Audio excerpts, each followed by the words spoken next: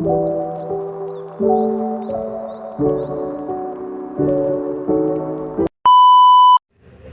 sini saya akan membahas tentang penyebab runtuhnya Kerajaan Mataram Islam. Kesultanan Mataram Islam mencapai puncak kejayaan pada periode pemerintahan Sultan Agung 1613 sampai 1645 Masehi. Pada masa keemasannya, wilayah kekuasaan kerajaan ini membentang hampir mencakup seluruh tanah Jawa. Namun, setelah Sultan Agung wafat, Kerajaan Mataram Islam perlahan mulai mengalami kemunduran hingga akhirnya runtuh pada 1755 Masehi. Lantas, apa penyebab runtuhnya Kerajaan Mataram Islam? 1. Kemunduran sosial ekonomi. Sultan Agung adalah raja yang sangat anti kolonialisme dan tercatat 2 kali menyerang VOC di Batavia. Meski telah menggerakkan pasukan dalam skala besar, serangan yang dilakukan pada 1628 dan 1629 itu mengalami kegagalan.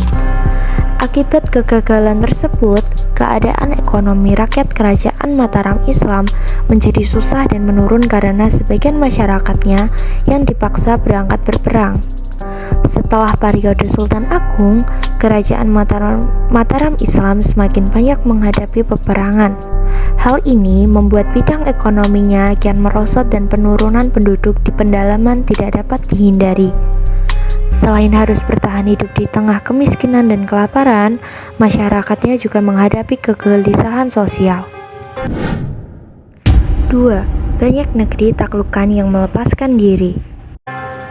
Ketika menduduki tahta, Sultan Agung berambisi menyatukan tanah Jawa di bawah kekuasaan Mataram.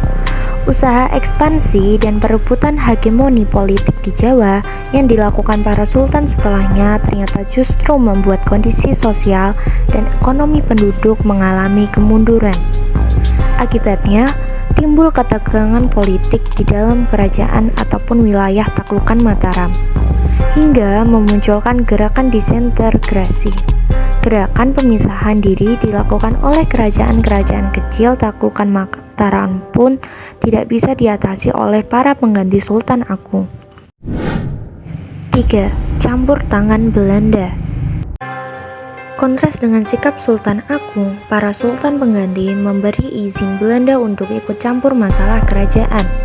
Hal ini dilakukan karena mereka tidak siap memperbaiki kondisi sosial ekonomi rakyat dan menghadapi gerakan disintegrasi negeri taklukannya. Untuk mengatasi pemberontakan daerah, pewaris Sultan Agung yakni Amangkurat I dan para pengganti setelahnya memilih bekerja sama dengan VOC.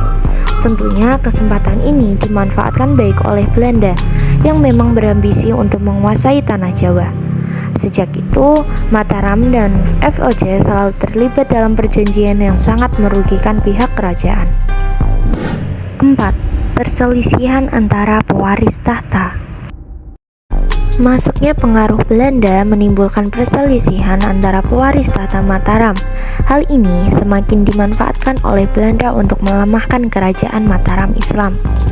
Melalui titik politiknya, Belanda berhasil memecah belah keluarga kerajaan hingga timbul banyak penggolakan. Dalam kesepakatan tersebut, Kesultanan Mataram dibagi menjadi 2 kekuasaan, yaitu Nagari Kesultanan Ngayogyakarta dan Nagari Kesunanan Surakarta. Kesultanan Ngayogyakarta diserahkan kepada Hamengkubuwono I, sementara Kasunan Surakarta dipimpin oleh Pakubuwono III. Dipecahnya kerajaan menjadi 2 kekuasaan ini secara praktis mengakhiri riwayat Kesultanan Mataram.